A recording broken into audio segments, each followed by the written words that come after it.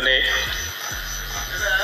నేను జగన్మోహన్ రెడ్డి అనే నేను శాసనసభ సభ్యునిగా ఎన్నికైనందున శాసనం ద్వారా నిర్మితమైన భారత రాజ్యాంగం పట్ల నిజమైన విశ్వాసం విధేయత చూపుతానని, భారతదేశ సార్వభౌమాధికారాన్ని సమగ్రతను కాపాడుతానని, నేను స్వీకరించబోయే కర్తవ్యాన్ని శ్రద్ధాసక్తులతో నిర్వహిస్తానని దైవసాక్షిగా ప్రమాణం చేస్తున్నాను.